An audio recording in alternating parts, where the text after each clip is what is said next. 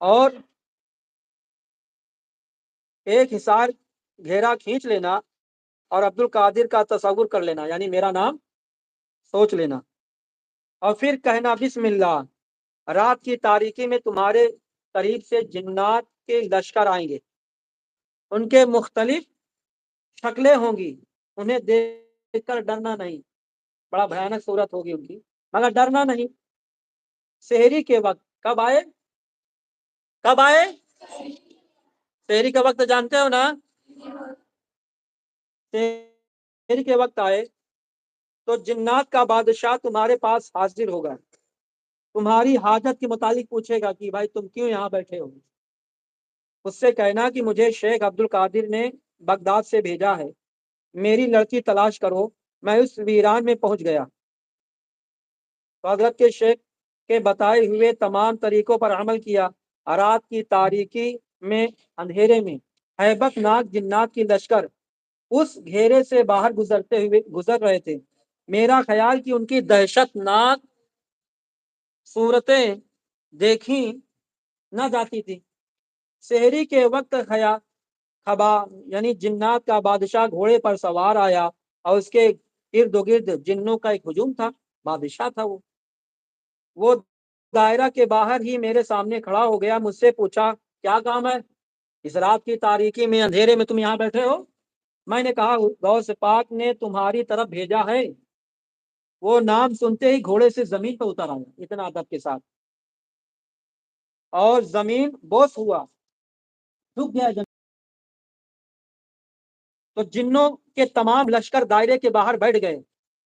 میں نے اپنی لڑکی کے گم ہونے کا سارا قصہ سنایا۔ اس نے تمام جنوں کو اکٹھا کر کے کہا کوئی جانتا ہے اس کی لڑکی کو؟ کون لے گیا ہے؟ جنات ایک چینی جن کو پکڑ لائے، جنات چین کے رہنے والے ایک جنات کو پکڑ لائے۔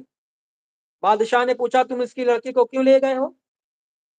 اس نے بتایا کہ جب وہ کتب وقت کے شہر میں رہتی تھی، میں دیکھ کر فدا ہو گیا، عاشق ہو گیا۔ بادشاہ نے حکم دیا کہ اس چینی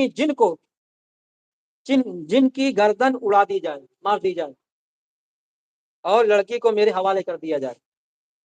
تو اس چینی جن کا گردن تلوار سے اڑا دیا گیا اور اس لڑکی کو جنات کے بادشاہ کے پاس لایا گیا۔ میں نے کہا حضرت شیخ کا فرما بردار آپ جیسا نہیں دیکھا۔ اس آدمی نے کیا کہا جنات کے بادشاہ سے کہ آرے آپ جیسا فرما بردار اطاعت گزار ترنت بات مانا، ابھی تک میں نے نہیں دیکھا اسے۔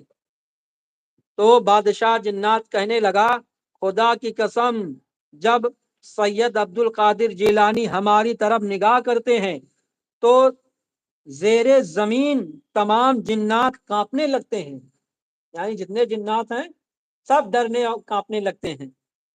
جب اللہ تعالیٰ کسی کتب وقت کا تعین فرماتا ہے تو تمام جن و انس اس کے تابع فرمان کر دیے جاتے ہیں۔ سبحان اللہ۔ اور شیخ عبد القادر جیلانی بغدادی مدرسے میں پڑھا کرتے تھے۔ فرماتے ہیں کہ میں مدرسہ میں پڑھتا تھا، ایک دن غوث پاک اپنے شیخ ابو محمد عبد الملک زبال نے بیان کیا کہ شیخ عبد القادر جیلانی مدرسے میں پڑھتا تھا۔ ایک دن غوث پاک اپنے گھر سے نکلے، آپ کے ہاتھ میں ایک لوٹا تھا۔ میرے دل میں خیال پیدا ہوا کاش مجھے اس لوٹے سے کوئی کرامت دکھائی جاتی۔ تعجب والی بات، آپ تبسم فرماتے ہوئے میری طرف دیکھا، وہ لوٹا زمین پر پھینک دیا۔ ادھر مرید سوچا اور ادھر مسکرا کر لوٹا کو زمین پہ پھینک دیا۔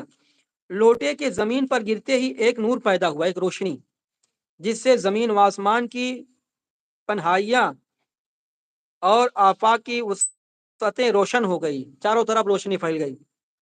آپ نے اسے پھر اٹھا لیا اور اسی حالت پر آ گیا، پھر لوٹا بن گیا۔ آپ نے مجھے فرمایا بس زبال، تمہیں اس چیز کی خواہش تھی، کرامت دیکھنا چاہتے تھے؟ سبحان